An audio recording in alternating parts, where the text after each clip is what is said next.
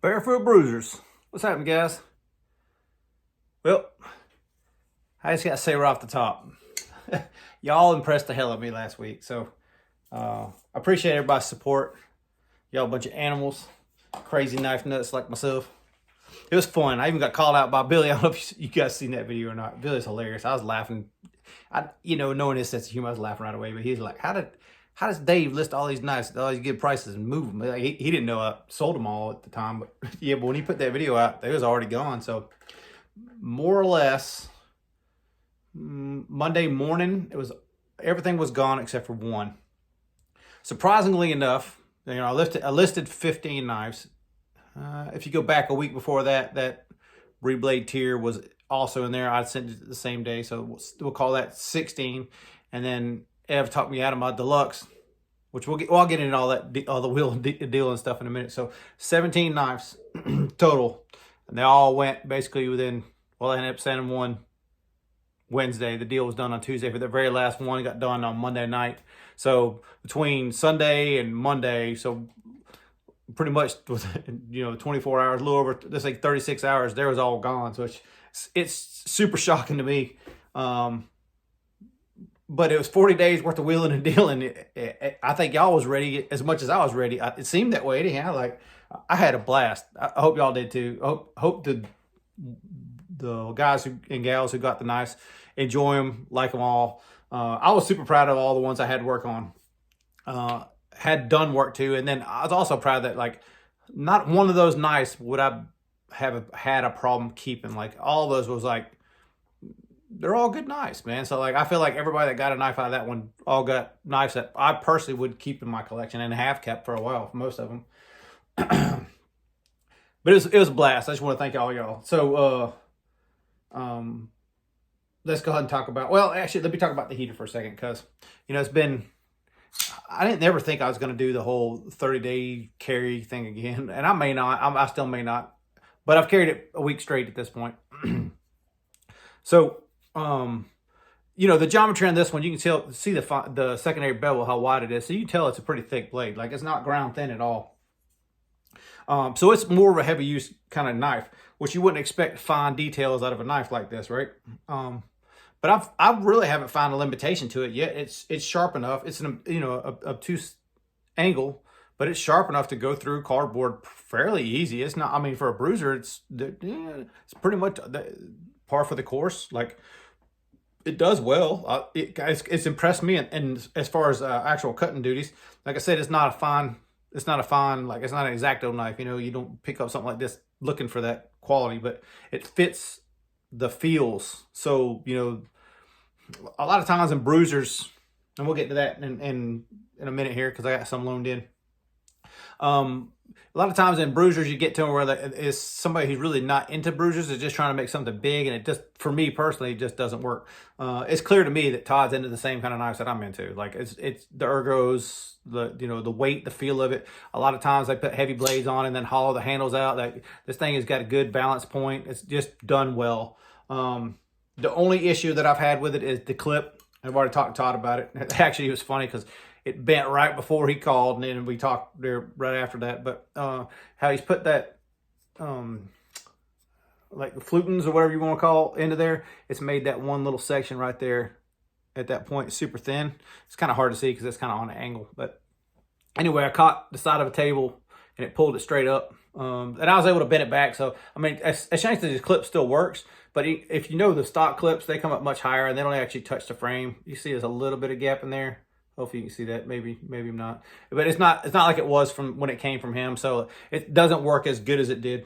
I told him, wasn't even worried about it. He's like, nah, I'm making you another clip. It'll come to you. I was like, all right. So, like, I didn't even really have an issue with it. Like, I was able to fix it, but he's still like, nah, it's not good. I'm sending it back to you. So, when I was talking to him earlier, he was saying basically, like, I'm giving everybody a new kind of like decision plan or whatever else. Like, if you don't like the clip, something else he was saying, I can't remember, flippers, maybe if you don't like a flipper, you want to delete a flipper or something like that. He's going to give everybody that bought a new one up to a year to change their mind and get it modified if they didn't like what they got. But this ain't my first MOW. I knew what I was getting into. This is my first MOW 2, and I believe, Ty, correct me if I'm wrong, bro, but I believe the insert is the telltale sign for the MOW2. I don't know what else he's changed internally. I have not pulled this one apart yet, believe it or not. I have not on one need to.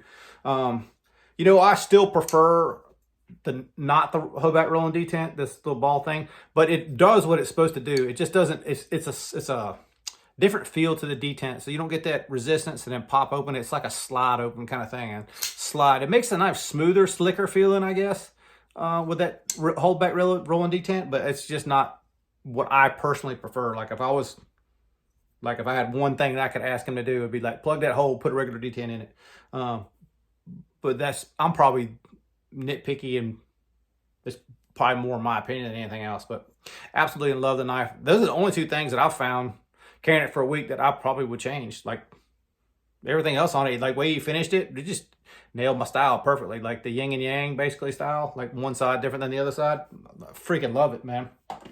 And normally I'm all about symmetry, but sometimes you need somebody to, like, that's why the joy of custom builders. And obviously Todd's done it long enough that he knows he can figure out stuff, and he's got an eye for detail where I don't have that yet. Maybe he never will, I don't know. But he can kind of fine tune it to something really cool and something I didn't know I wanted in that knife. I mean, he really nailed it. I'm super happy with that knife. All right, so we're going back into wheeling and dealing, right? So first one I'll go over is my buddy Aaron and I traded.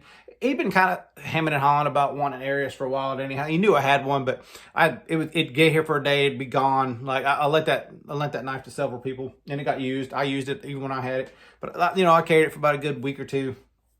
Probably something like that. I'm gonna say a good week or two, but I probably carried it less than 10 days for sure. But just, playing around with it, seeing if I wanted to keep it or not. I like the knife. I would have kept it fine, but he had gotten my old Degman from Carco. So that's the other thing I forgot to say. So out of all the deals, all the trade deals that I did, I think I got, let me see, 1, 2, 3, 4, 5. So 6 knives that came in for trades. I believe that's right. 5 or 6. I can't remember. I'll let you know for sure, or maybe you can count. Only one of them I hadn't owned before.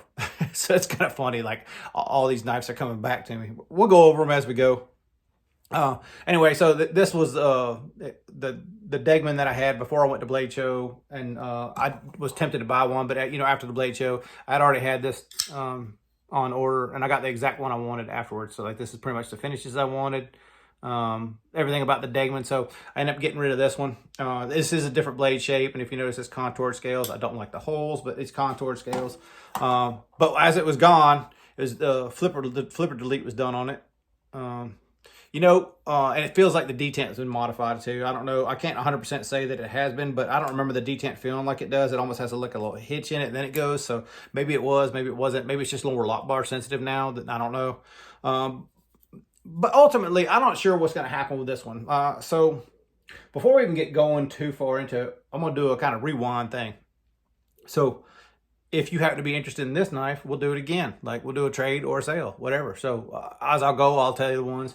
I'm not pushing these things, and so if I end up keeping this one, if I go the route of keeping it, I'm thinking I'm probably going to do a reblade on this one. So I'm not pushing it. Like I said, if you got interest and you want this thing, let me know. But other than that, I'm gonna, if I keep it, my plans are probably reblading. All right, so moving on to more important things, I guess you'd say, more important things to me, like what I like in my collection style stuff, the stuff I'm glad to get back. Well, let's do this one first. So I had this GF1. I only had it for maybe, I won't say less than a week. I think I blasted this one. I don't remember for sure if I did or not, but I think it came to me in a funky anno, and I blasted it. And then Denise had got a GF2, which I should have broke it out too. She wanted to trade, and then this time she wanted the 3 smaller DSKs, so she ended up getting all 3 of the smaller DSKs. I got the GF1 and this Gen 2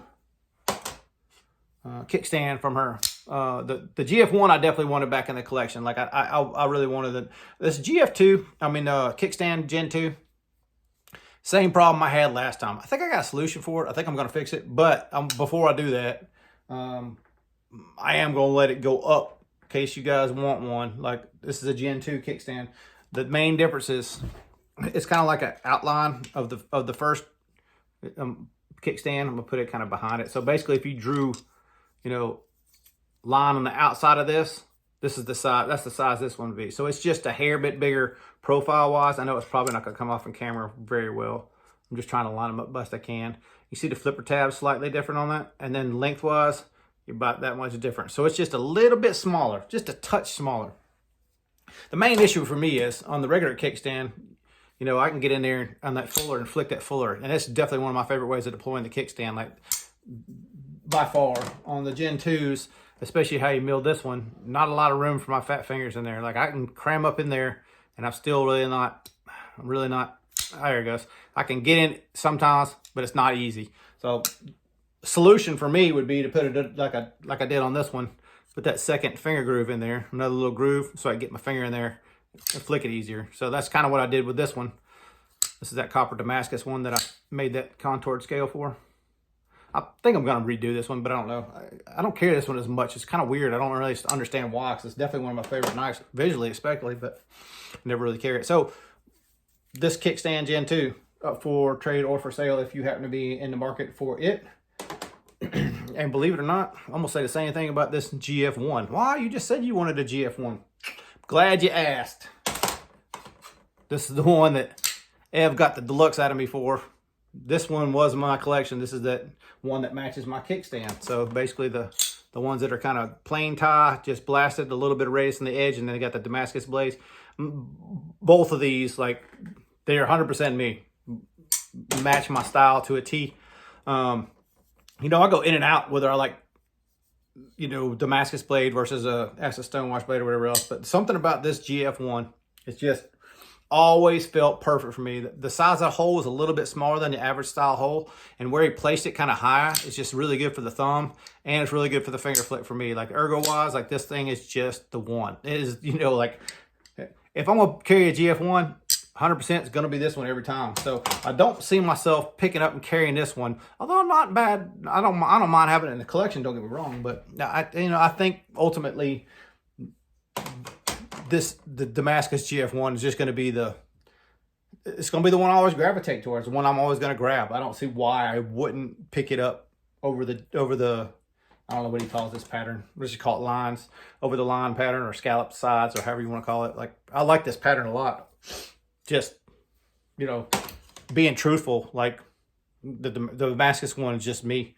So far, both of the ones that Denise sent, both that the kickstand Gen 2 and that GF1, I'm gonna put them back up. Somebody wants them. I would love to trade for another DSK, like another one that maybe I don't have or something like that. But you know, if you want to buy it or something, I mean, I'm still open to trades. But you know what I like, and it's harder for me to trade DSKs for something other than that, like, because I like DSKs a shit ton, and I would rather have that sitting in the safe than something else I may or may not use. I'm going to probably choose the DSK, so I might be a little selective on the trades on those, but you never know. I started to say it, but I don't think I got to it. The last knife that didn't sell from the collection is, or you know, initially that first day that was left to that Monday night kind of thing, was very surprising to me, because I kind of figured it would go quicker. But I mean, I don't know who all watches the video, if everybody's into this. Not everybody's into the same kind of knives I am, I know. But it was a Roosevelt XL. That was the last one to go. Everything else moved except for it, which is kind of odd to me, because as hot as that knife seems, as high in demand as that knife seems, it seems to me that if you're into Roosevelts, it's one of those knives that like would make you want to, like, I don't know. But anyway, it was the last one to go. It was a surprise to me. And once again, smooth deal. Sean had bought a couple knives from me before. He'd never worked out a trade.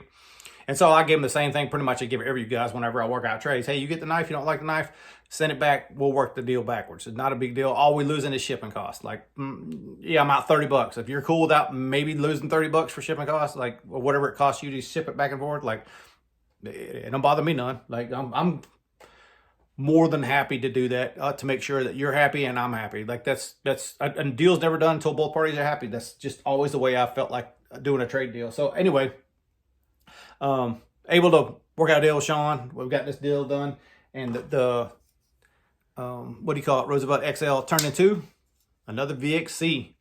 This one's a little bit different, and it's come with this bougie clip. Me and Evan were talking about this earlier. Like, who buys DSKs that likes this? I mean, obviously some people do because he sells full dresses and stuff like that. But like, I don't know. Like, this style clip does not belong on this knife to me. Like, that's the one thing on this that's like, I don't know, funky and shiny or whatever. Some of you guys like this stuff. I'm just not into these exotic materials to be exotic materials. If it added a look to it, maybe I'm cool with it, but that adds nothing for me. Matter of fact, it's going to go in the blast cabinet and get sandblasted, turn it into gray. Like, it is completely useless for me. But having said that, like, especially Denise or something, I don't know if you like this stuff. I don't mean to dog it if you do. But if you have a DSK and you like this clip versus the stock one, look at this, then you let me know, because this one is going to be a keeper. I'm going to go wild over this one's keeper. So it does have a different pattern on it. Like, I don't have anything else that has like a weird pattern like this on it from DSK, I don't believe. I mean, this is probably the Gen 2 is probably the closest other like similar pattern, but it's not. It's still different. Like, you know, Dan has a different style. I like how he does stuff a little differently, you know, kind of as he sees fit kind of thing. I like that style. Like, you know, adds a little flair to it. I like everything plain. Like, my flavor is vanilla, like on everything. I'm just vanilla about everything. So I get where, you know, spicing it up adds a little flavor to and people like that stuff. And I do too, to a certain extent. It's as a maker, I don't know if I'm ever going to do stuff like this, because like when I look at it, I'm like, I don't know. I like it how it is, plain. Like, someone would have to talk me into doing something like that. But anyhow, let's get back on the BXC thing. My bad, my mind's all over the place. Obviously, this ain't Sunday morning, so like, you know, like something that may have changed by now. So don't crucify me if something else has changed. And like, damn, I wanted that clip. I'm sorry, man. I didn't know. Maybe I talked to somebody else already and they got it. I don't know.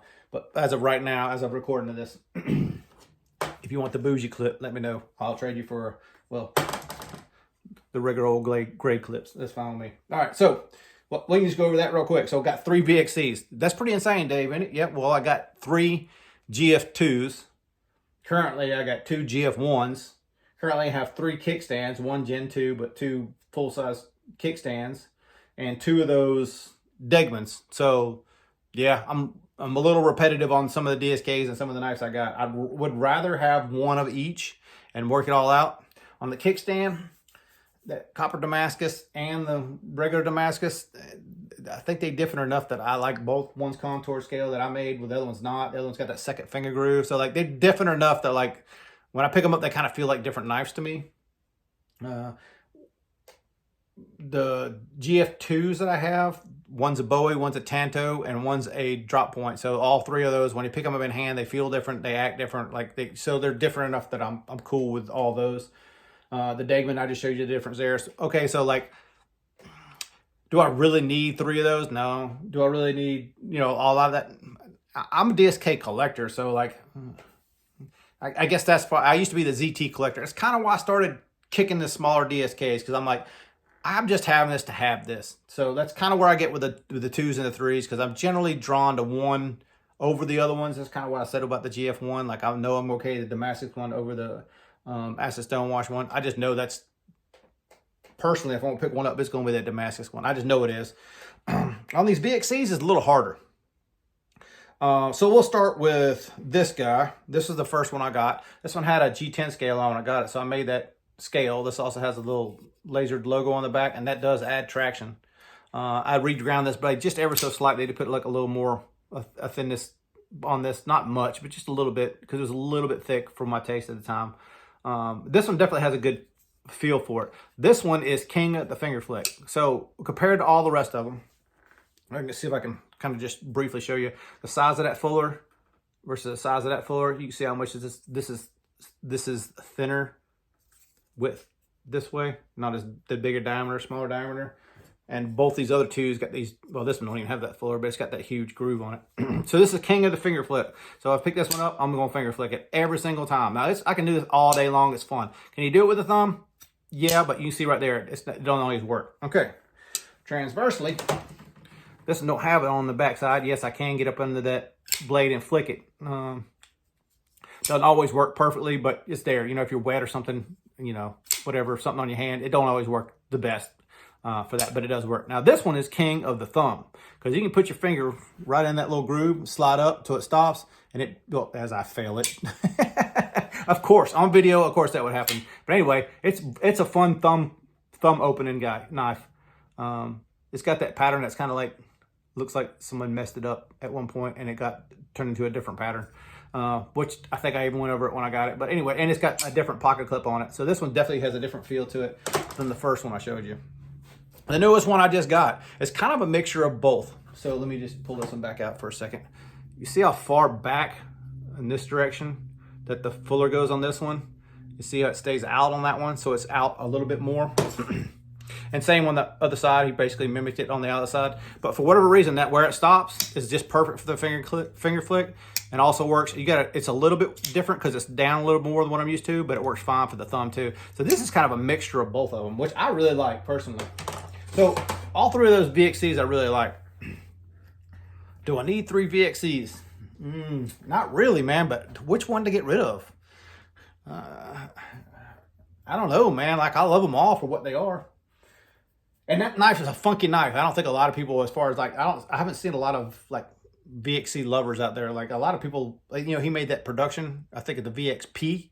He made that version. I think because of that production model, it's taken away from the custom. I even said that before. People do productions. I don't like customs.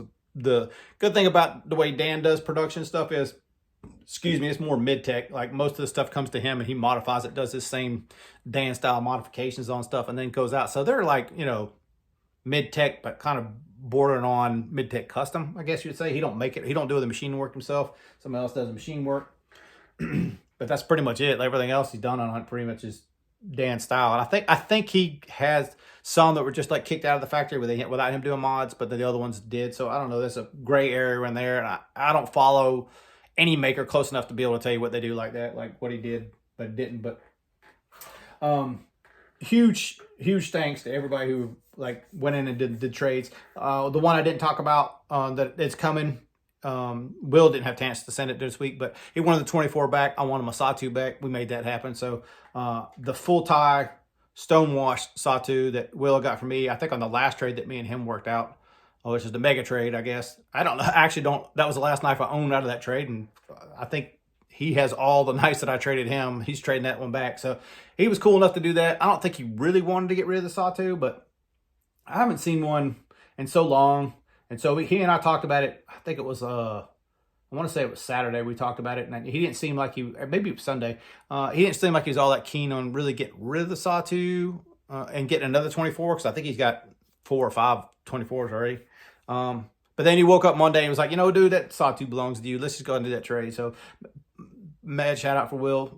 You know, appreciate you, bro. And hopefully, like, if I don't see myself ever getting rid of this sawtooth, but like, it's kind of more of a heritage knife for me. Like, there's very few production knives that I really like hold like kind of near and dear to my heart. Like, the few I have left are probably more mixture of sentimental and I like the knife. Like the sawtooth I have, or the DLC sawtooth. I've had it for so long. Like, it's got to be like, I want to say 2013 or 14 when I got that knife. So 12 years. 10, 12 years. It's the first run of the DLCs, if y'all follow Grayman back in the day. So I don't remember when that was. Maybe 2012. I don't remember. It's been a long time though, man. It was a long time ago when I got that knife. So, you know, it's been through literally like battles with me. The stonewash one, I've just always wanted a stonewash one, and that was probably one of the better handling ones I ever had. So I'm glad to get it back in the collection. Obviously, I show it when I get it back, but it's not here right now. And then I got like a Unazon that was one of the, I think, biggest surprises. Like, Steve and I kind of exchanged birthday gifts now. So we got the same birthday, so it's kind of like giving ourselves birthday presents, but like through each, I don't know, it's kind of weird. I don't know, we may keep doing that, we may not. It gets to a point now where we're kind of like, we elevated to a certain level, and then we kind of like came back a little bit. Now we're kind of like, hey, do we need to keep doing this shit? I don't know if we will or not. We'll discuss it before it gets to that point, but it's kind of fun. And it's kind of like I don't know, Secret Santa or whatever that shit is called, like when you give each other stuff, but you know what each other like. So I think Steve and I both have gotten to a point in our collections where like what we like is expensive. So like, I don't know, no. Buying something super expensive for your buddy that you're not 100% sure he's going to like it or not. Like, it kind of goes in that gray area. So I don't know. We may call it truce this year and just like, I don't know, tell each other happy birthday or something. I'm rambling. who cares? It's 25 minutes. It's not Sunday, but I hope you guys are having a good Sunday. I had a good week, all that other jazz that I normally tell you guys. Let's see the fine points of this week. So, oh yeah, so Evan being cool, like, you know, we tend to let each other borrow a lot of stuff anyhow. I do it with a lot of people, but like it seems like me and Evan tend to do it on a more regular basis than almost everybody else. Like Carker will lend me stuff sometimes, Denise lend me stuff sometimes, but like I think especially earlier on, Evan sees something from me that he'd never seen, and I see something from him that I've never seen, and we just kind of go back and forth. Like we tend to grab from different parts of the community and meet in the middle somehow, and it just kind of worked out that way. It's not like we planned either one of us, but when he sent this one, he's like, I'm gonna send you some other ones to check out, and I'm glad he did. So let's do the Moorish first. So I've handled another one of his and showed one of his, and actually Paul ended up buying it from Evan, but there was a Moorish. I don't know what the guy's first name is. Let me know what his first name is. But I went over his style before. What I like about him is, like, to me, and I don't know, maybe you guys feel differently, but to me, when I look at that knife, I don't see a whole lot of other knives like styled like this. It just has a somewhat of a unique style that I like. It don't look like anything else. And I like that he's unique. And all his knives kind of sort of had that, all the ones I've seen have that similar kind of look to them. And this knife was not nearly as expensive. When I asked Ev how much this thing cost, I thought over $1,000 for sure. This is on bearings.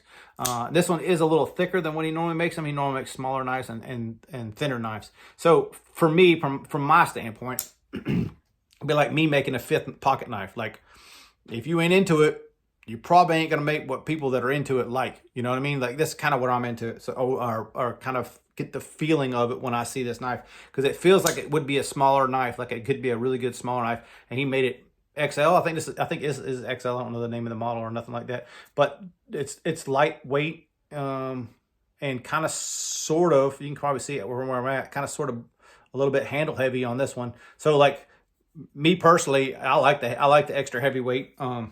I dig it all, like, but this feels like a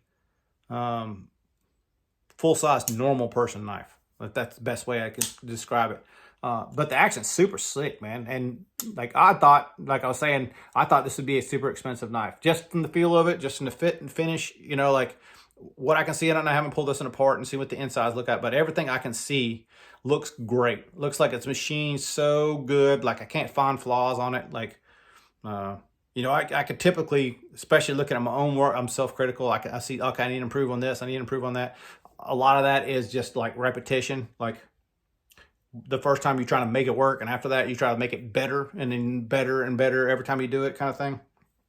So like the detent on this one is absolutely money. Like, I couldn't ask for a better detent. It's perfect, man. Like, it doesn't feel like it locks out and gets tough. It's a perfect feeling detent. I'm like, that's something I still got to work on. I mentioned to you a minute ago that I had sold that tier. I actually went to Josh, and when Josh got it, and actually Paul had the same issue with his. Like I was talking about, flicking off the backside of the knife without the. Which one is it? Yeah, that one. Sorry. When I was talking about flicking off the blade, remember when I had that TJ Fisher? I would always show me flicking off the blade like that.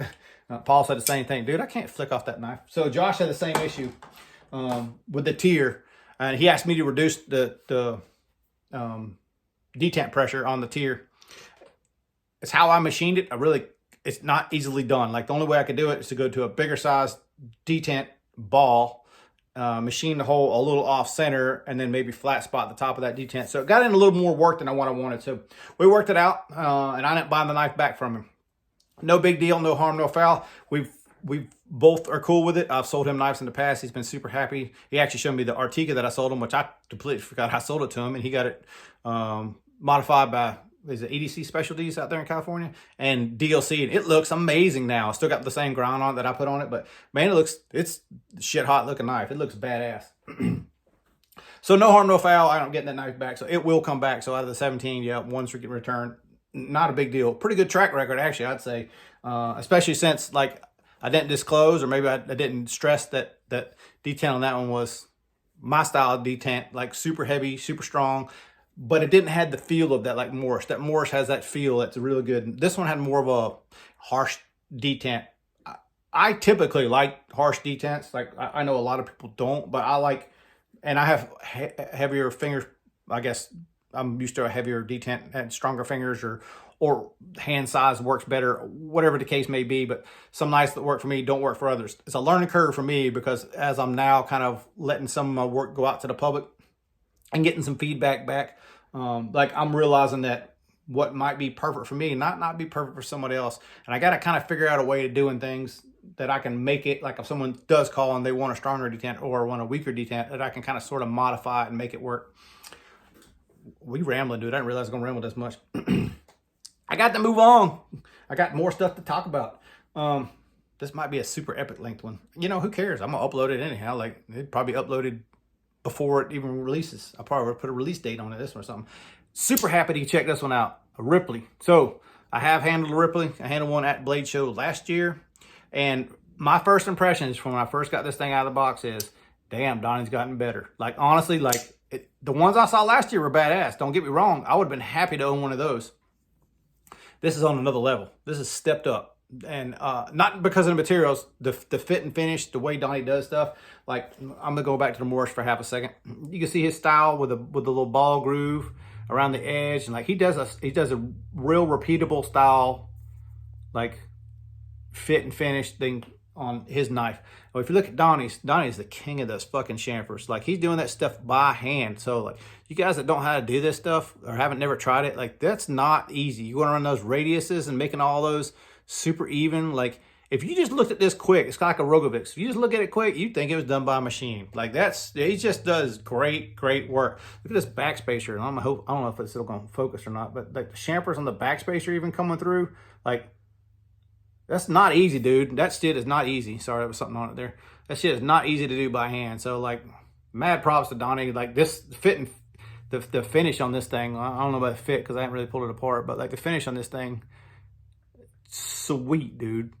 Great job. Like, I'm actually blown away by the quality of this one. Like, not that I wasn't by the Morris, but I'm blown away by the quality, honestly. And this phosphor bronze, it's slicker now. It's not like, it's just good, slick knife. Like, you don't feel nothing, no hiccups, nothing, no like gritties, nothing. I mean, obviously some of that's probably cleanliness too, but this is money. So freaking love that quality in this knife. Like, it's not my kind of knife. Like, it's way thin, right? But I've seen them make thicker ones. It's also thin this way, you know, so it's a long knife for normal people, not huge mitt people's hands.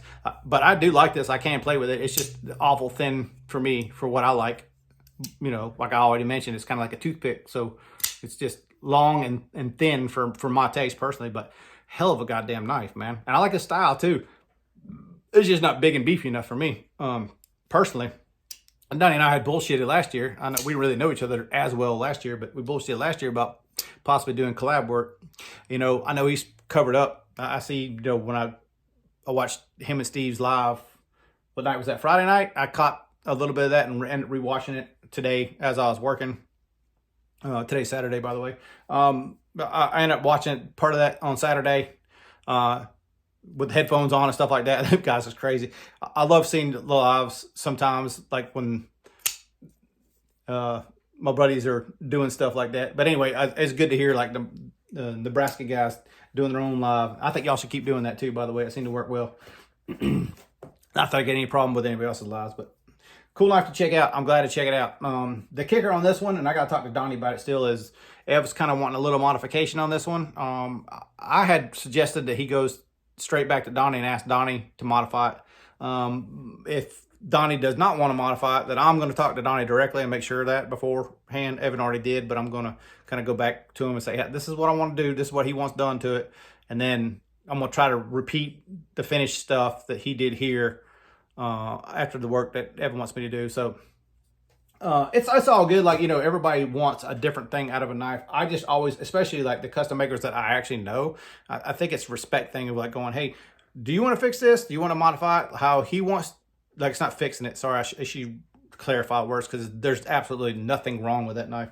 Evan just wants the point on the end of it, you know, blunted, like, so it's not pokey, which I get, you know, like it's a ergonomic thing or handling thing when you put it in your pocket or put your hand in your pocket. So I don't think any fault or anything, and it's not much. It probably wouldn't be much work to get it dialed, but personally, I don't feel comfortable doing it until I talk to Donnie. Like it's a respect thing for me for Donnie, I guess. All right, after all that said, I'm finally got done with this one. This is epic length. Sorry, y'all. Well, or enjoy either way.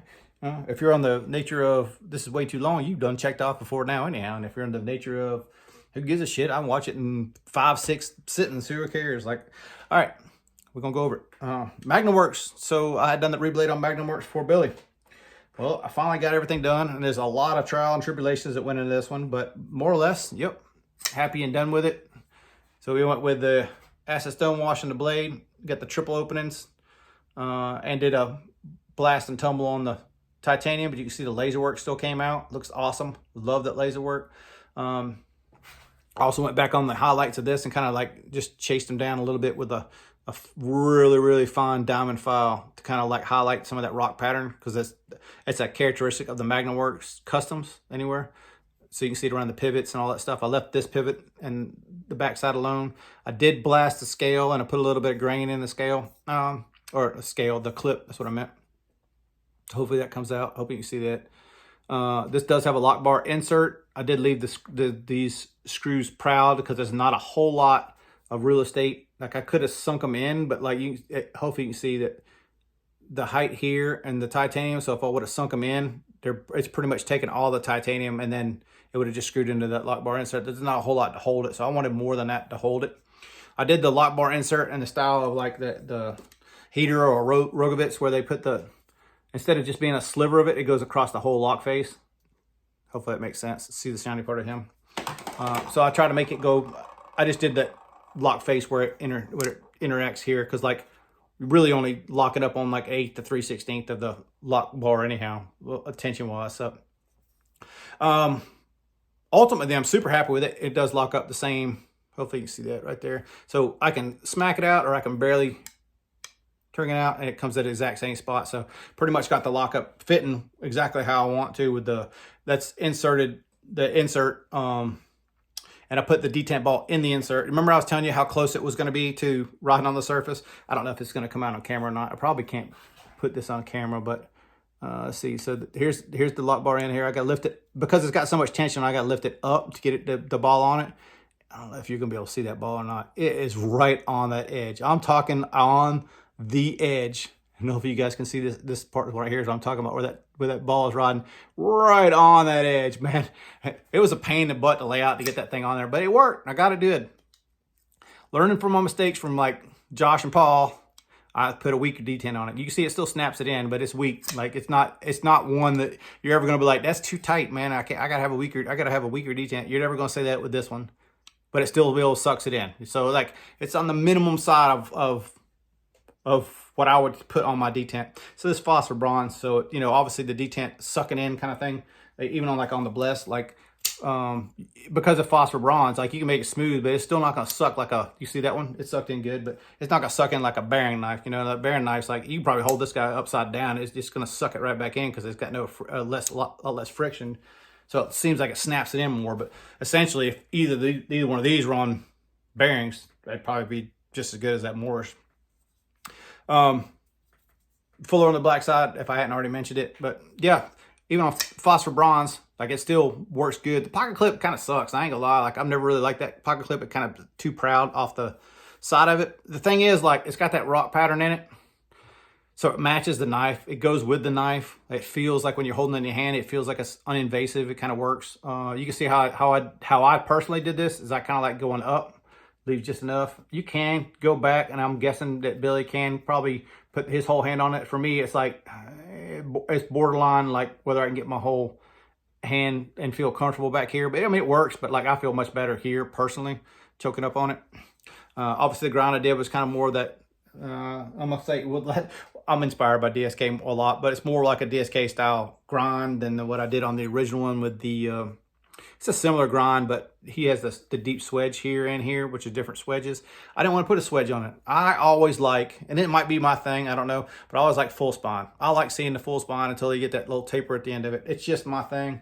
I know not everybody's the same way, but I'm swedge wise, like I get it for looks, like if it's a look thing and you want a look, aesthetic look of that, but like functionality wise, especially on a bruiser, I've not seen a Y on a bruiser. I've never seen that as an issue. I get why they're there on some knives that you're trying to, get through material and keeping it as thin as possible and relieve that material at the top. Kind of, I get that, man, but like not on this kind of knife. But I'm super happy with this one. It did come out, a little bit thicker at the tip, a little bit thicker right here, but through the main, probably from like here to like here, it's pretty thin behind the edge. So super happy with that one. That's the second phosphor bronze I've done. When I first got it done, I wasn't happy with the action. But I was like, you know what? Phosphor bronze has to break in for anybody else's knife. Sure, it's going to be the same for mine. Why don't I just play with it? So that's exactly what I did. I took it to work, played with it for about a day. Day and a half, something like that, and yeah, it turned out money. So this is S45. This is the first one I cryo treated. So I don't know what the HRC is on it, but as soon as Billy gets it, we'll be willing to bet you that he'll probably put a video up on it, and hopefully he'll test it. I don't know if he will or won't, or I don't know where he's going to test it either. So I don't know. Remains to be seen. Hopefully he'll give me some feedback on this one. But the feedback more I'm looking for on the cryo is it worth it? Is it worth the extra little bit? I think it is, personally. I think I've kind of already touched on that subject, and I feel like from working with it, I feel like it's a better steel, but that's like just a feel thing. Like it's not a use thing. So I want to know from somebody who's going to take the knife and go use it.